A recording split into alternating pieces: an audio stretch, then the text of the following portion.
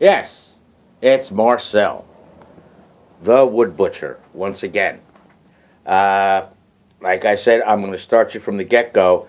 This is episode 5. I don't remember if it's 5 or 6, so for the sake of argument, we're going to call it episode 5 of the...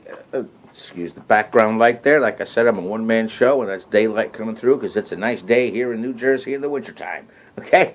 But anyway, this is episode 5 of the coffee table and end tables that I'm making for my friend Justin. Now, a lot of you know, well, that I choose to use pallet wood a lot of times. And let me tell you, I'm very picky at the pallets I choose. I don't take these things that are full of gunk and glue and black mold and all that crap, you know. I also try to hunt for the ones that are stapled together as opposed to the ones with spiral nails that are actually also glued in there, right? And they're a bitch to get out. Now, I know there's people out there, you know, to take pallets apart that'll sell you something called a pallet buddy, which is nothing more than a crowbar with an extended arm on it. But let me tell you something, from experience, and a pallet buddy, I got to tell you, honestly, I've never had one because I can't afford them. And I've always just tried, you know, a crowbar and a hammer and a couple of different methods to get those spiral nails out of pallets to have the complete length of wood, which would be 40 inches. Well, I gave up on that. And what I do now is I use the circular saw and a jigsaw, and I cut as tight as I can along the, you know, the inside rails of the pallets to get the slats that I want from the top. And then I use the rails later. You know, those are easy to get the nails out of once they're cut apart.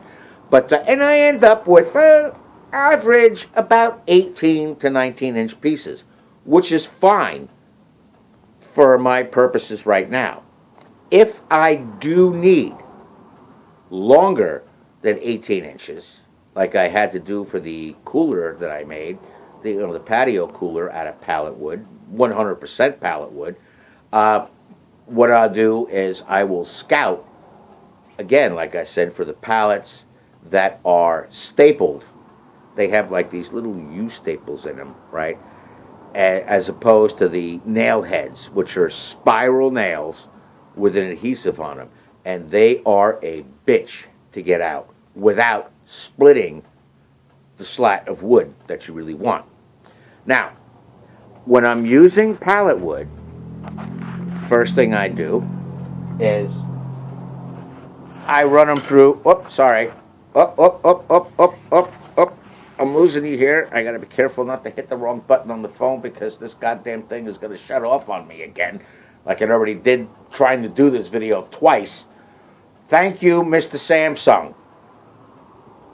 Verizon Wireless will be given a call this evening to replace this phone because the on and off switch just does what it wants to when it wants to. If we do get cut off abruptly, I will post and start again with phase 5A, B, C, D, whatever is necessary. But, okay, back to the project at hand. The first thing I do with the pallet wood is once I get them apart, I cut them to the 18-inch, approximately 18-inch pieces, which are about like this. And yes, that was a pallet. That was, okay? I run them through the planer, the surface planer, to smoothen them out. I actually take off like about a 64th or a 32nd of an inch per pass, right, on the flat side, probably about a 32nd of an inch, right, and get them all to the same thickness, which is approximately about a half inch, maybe a little less, you know. Oh, there went the phone. There went the phone. Hey, how do I look from up here? Oh, well, actually, the phone is down there. And there went the glass on the phone, too. That's okay, good. It's got to be replaced anyway. So I have no problem with surface planing this part, you know, the tops and bottoms. Then what I do for the edges along here is, my harebrained idea of, oh my God, I'm upside down. Let me flip this over. Okay, we're back on Earth and not the space station anymore. This is a bad day to be doing a video, but I tell you what, my commitment is my commitment. So I have no problem with flattening the boards on the flat sides and on the ends. My problem is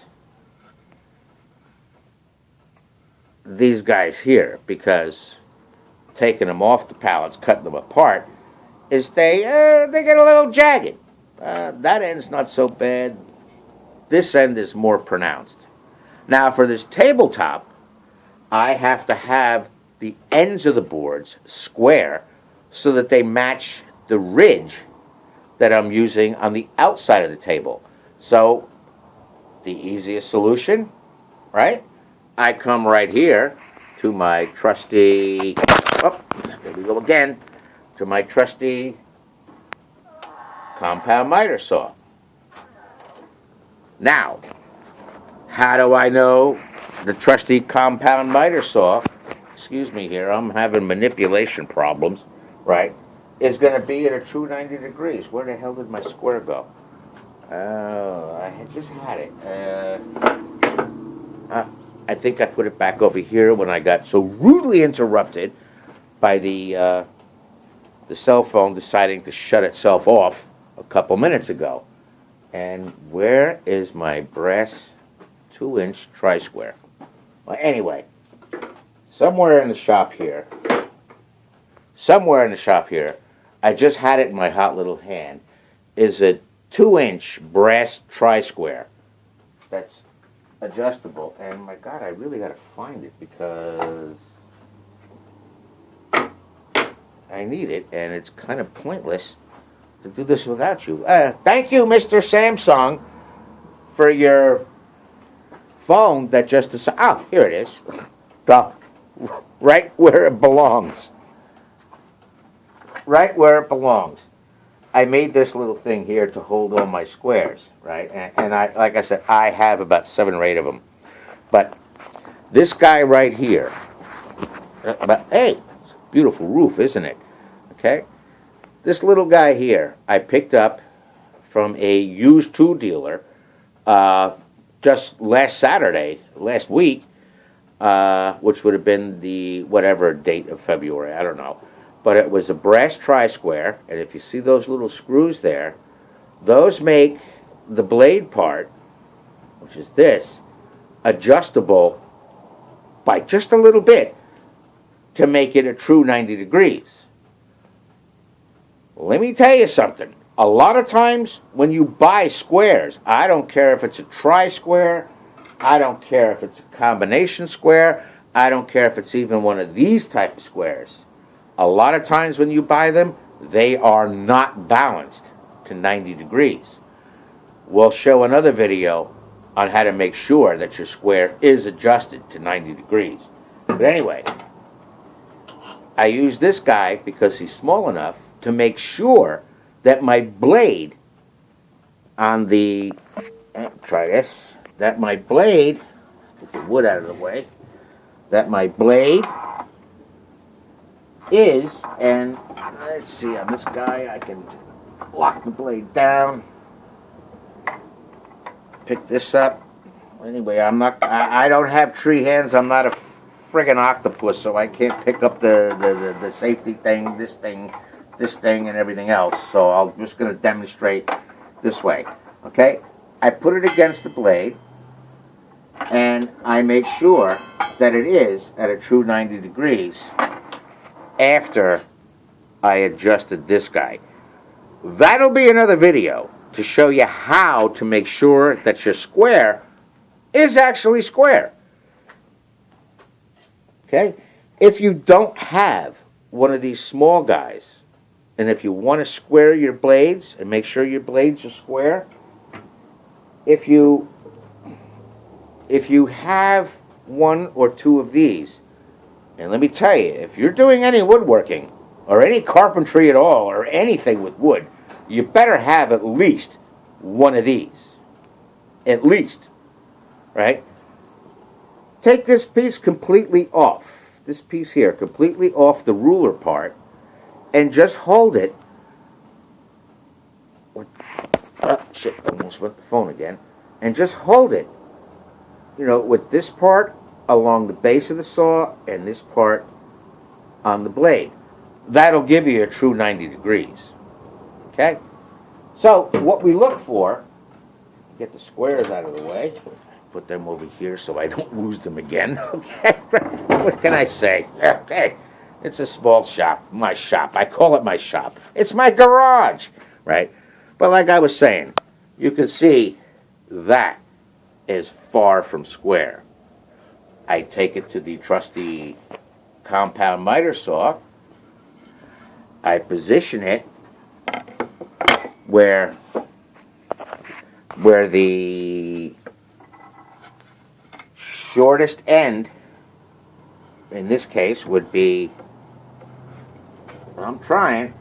would be this here, is predominantly shorter than this side. And I line the blade up just to graze that, push it up tight against the fence, and hack it. Then flip it over and do the other end. And then hold the square to them, and I gotta tell you, they end up nice 90-degree pieces of wood that I can finish this table with. Okay? That's part 5. And thank you, Mr. Samsung, for letting my phone work, the whole way. I apologize for the little part of this. It's upside down. When my phone fell the last time, finally, the glass broke on it, too. So, what the hell am I going to do? I'm going to get on the phone with Verizon Wireless and have a new phone overnighted to me so that I can continue, because I don't have anything else to shoot these videos with to entertain you. Whether you learn something from them or whether you just laugh at them or whatever. I don't care. But in the meantime, I guarantee you, I told you, part 6 of this, or maybe even part 5A, right, once I get the phone fixed and can film this properly, right, well, as proper as I can, and I'm not a Cecil B. DeMille here, right? But this is Marcel, the wood butcher, saying, remember, protect your eyes, protect your lungs, protect your ears, and don't ever forget about these guys when you're using saws. For right now, make it a great day, and Semper Fi. Bye.